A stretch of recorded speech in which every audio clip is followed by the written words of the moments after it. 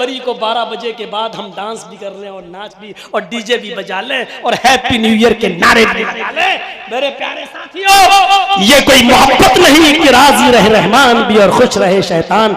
ये पॉलिसी अपनी जेब में रखो। ये ऐसा इस्लाम मोहम्मद रसूलुल्लाह को पसंद नहीं है, अपनी जेब में रखो और पूछो। आज भी मेरे साथी मेरे साथ मौजूद हैं। ये जिले जमीयत अहले हदीस लखनऊ के नाजिम मौजूद हैं।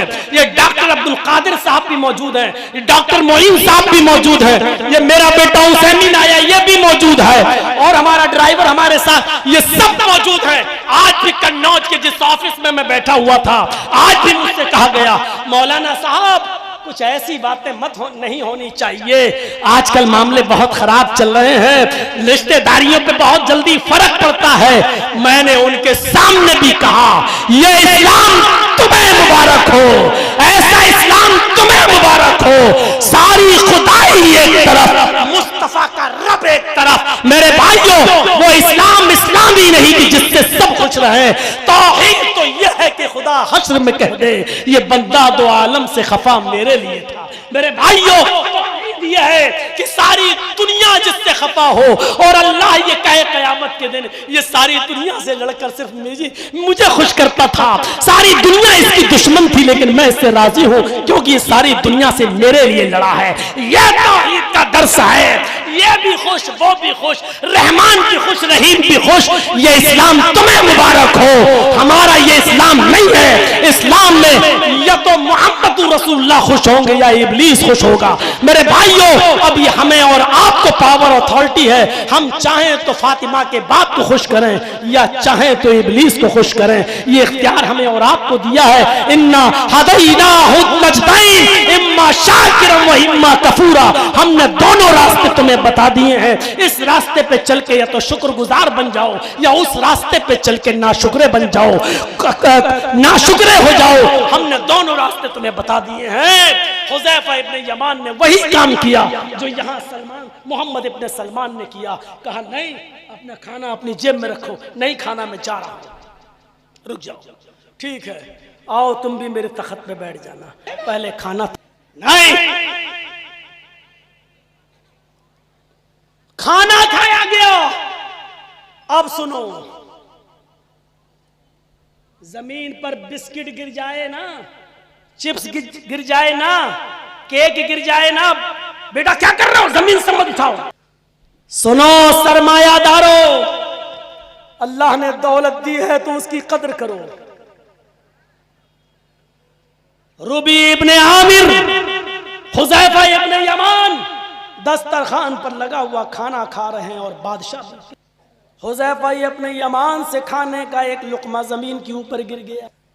खाने का एक लुक़मा जमीन के ऊपर गिर गया। जमीन, अल्लाह के नबी सल्लल्लाहु अलैहि वसल्लम फरमाते हैं, सुनिए हदीस, अगर खाने का कोई लुक़मा जमीन के ऊपर गिर जाए तो उसको उठा लिया करो और उसको देख लिया करो।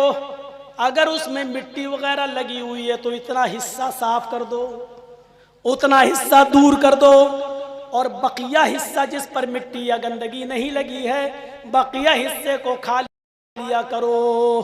पता नहीं अल्लाह ने रिज्क के खाने के किस हिस्से में, किस लुक़मे में बरकत रखी हो। यह है हुज़ैफा इब्ने यमान को यह हदीस। खाने में मक्खी गिर जाए तो कोई डुबोने लगता है। हदीस यही है कि मक्खी गिर जाए तो उसको डुबो दो, क्योंकि मक्खी जब खाने में गिरती है तो एक पर डालती है, उसमें बीमारी होती है। अल्लाह के नबी ने फरमाया पूरी डुबो दो और मर जाने दो, क्योंकि उसके दूसरे पर में अल्लाह ने शिफा रखी है। वो शिफा उस बीमारी को खत्म कर देगी। ऐसा कोई करेगा? आज चाय गिर जाए, मक्खी गिर जाए तो उसको फेंक दो, दूसरी चाय आ रही, आप खुद नहीं पीने देंगे। मौलाना साहब मक्खी गिर गई, दूसरी। सुनिए, खाने का लुक़मा गिर गया, हुज़ैफा इब्ने यमान ने वो लुक़मा उठाया। रुबी इब्ने आमिर कहते हूं, हर जगह अपनी मत चलाओ, कम से कम देखो सामने कौन बैठा हुआ है।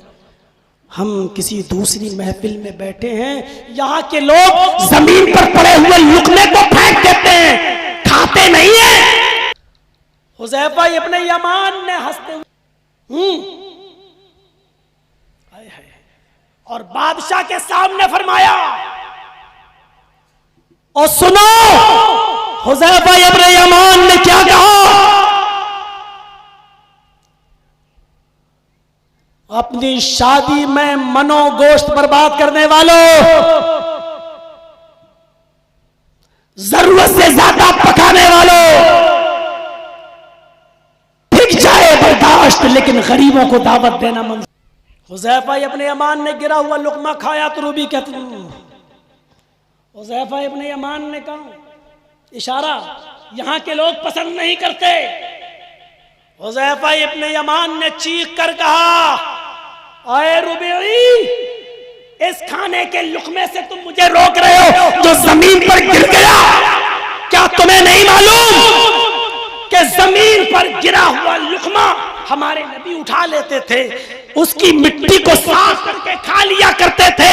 क्या ये मेरे नबी की सुन्नत नहीं है? रूबी ने कहा हाँ। फरमाया, अतरुकु सुन्नता रसूलिल्लाहि सल्लल्लाहु अलैहि वसल्लम लिहाउलाइल हुमका।